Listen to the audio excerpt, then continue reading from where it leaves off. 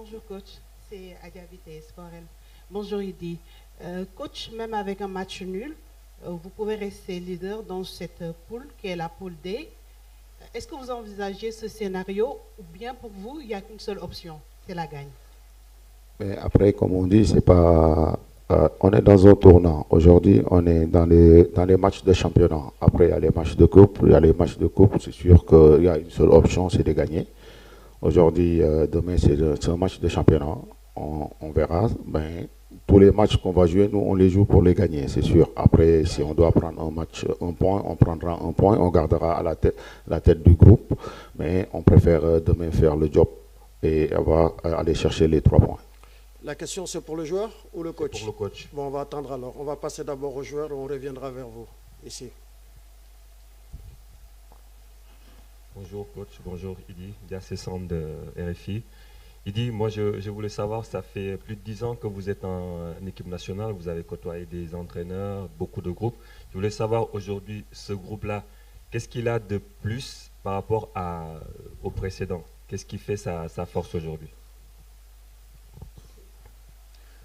Bonjour. Une question très difficile.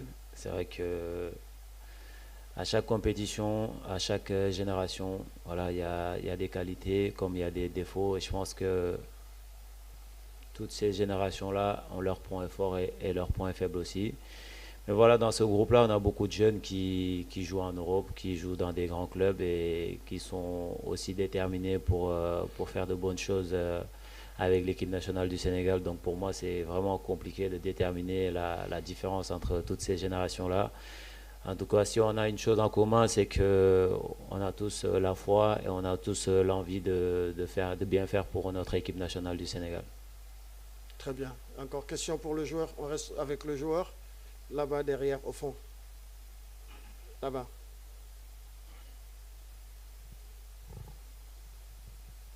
Bonjour Idrissa, Babacar Faye de BBC. Alors, on vous a vu alerter à propos de l'efficacité offensive malgré les 3 buts marqués face au Botswana. Aujourd'hui, vous disputez également votre 6e CAN. Comment votre rôle personnel a évolué au sein de ce groupe? Ouais, comme j'ai eu à le dire, c'est vrai que quand j'ai rejoint l'équipe nationale du Sénégal, il y avait des cadres qui étaient en place. Donc voilà, j'étais le petit jeune qui venait de commencer. Aujourd'hui, mon statut a changé. Je fais partie des leaders, je fais partie des cadres. Donc c'est à nous de montrer l'exemple, c'est à nous de montrer le schéma à ces jeunes joueurs qui rejoignent l'équipe nationale du Sénégal. Donc ça commence par voilà, en dehors du terrain, à l'entraînement et surtout pendant le match. Et surtout faire passer les messages que veut faire passer le coach à toute l'équipe. Mais en tant que joueur sur le terrain, ça ne change rien. C'est toujours le même joueur qui est aussi déterminé, qui a aussi envie de gagner encore une coupe pour le Sénégal. Chers confrères au fond de la salle, s'il vous plaît, merci de vous asseoir, s'il vous plaît. Dans le couloir. Vous voulez vous asseoir? Merci. Toujours pour le joueur, hein? Par ici. Non, on est encore au joueur. Une question là.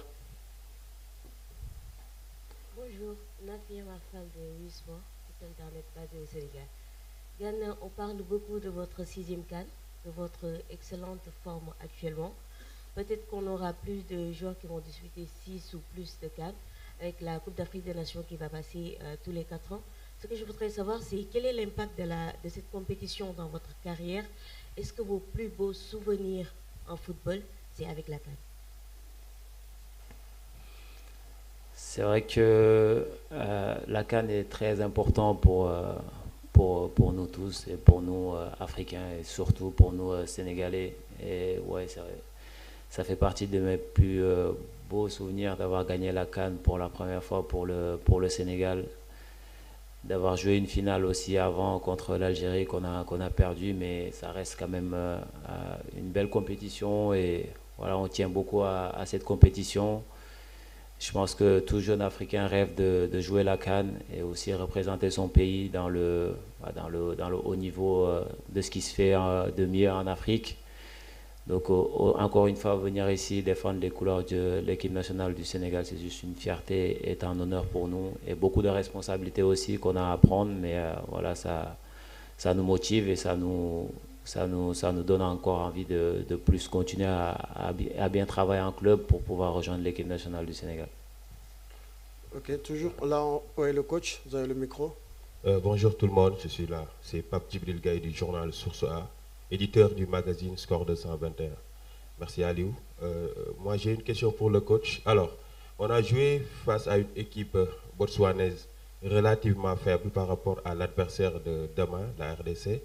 Est-ce qu'on peut prendre ce match contre la RDC comme un match test pour une équipe qui va aller jusqu'au bout de cette compétition? Merci. Oui, je ne pense pas que Botswana, c'est... Déjà, bonjour Pape Djibril. Je ne pense pas que Botswana, c'est une équipe faible parce qu'il mérite sa place dans cette CAN. Et toutes les équipes présentes méritent leur place.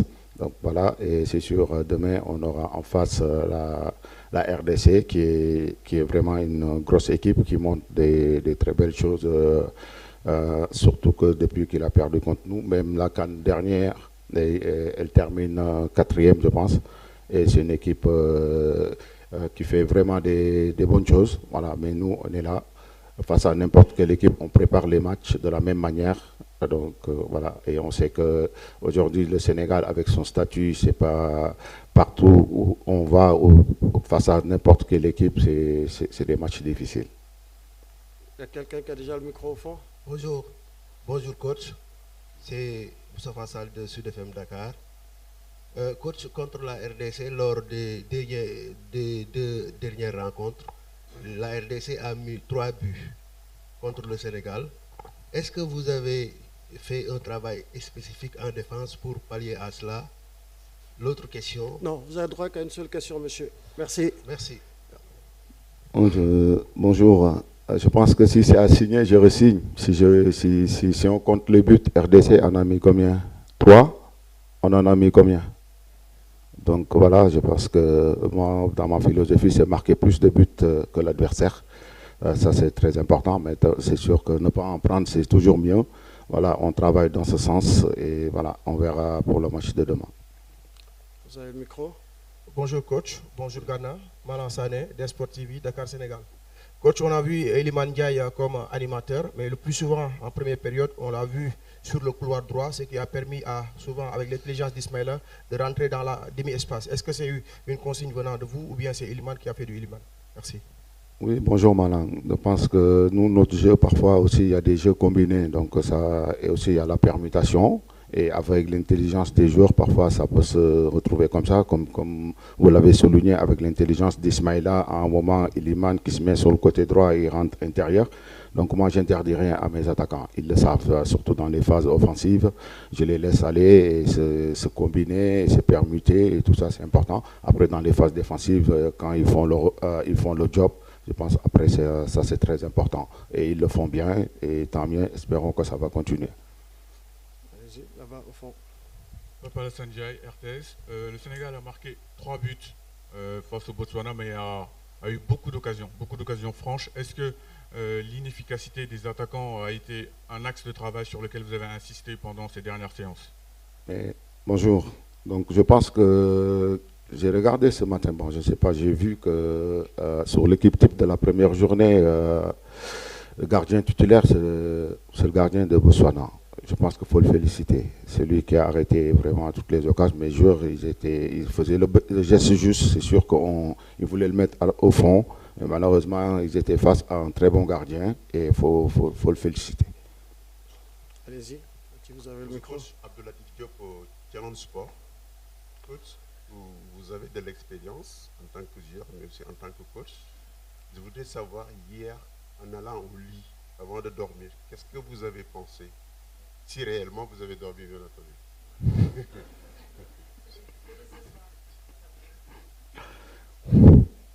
C'est pas facile d'avoir un effectif avec des joueurs de ce calibre.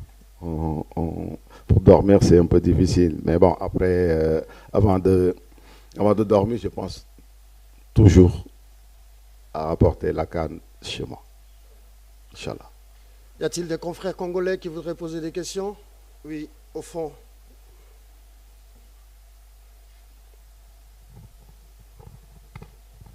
Bonjour coach, c'est Joel Gard pour les comptes de Kimila.cd. Coach, le fait d'avoir bâti l'RDC à domicile lors des éliminatoires de la Coupe du Monde vous donne encore, comment dirais-je, cette envie-là de battre les Congo demain? Peut-être avant de répondre, coach, on va laisser nos confrères congolais s'installer rapidement, s'il vous plaît.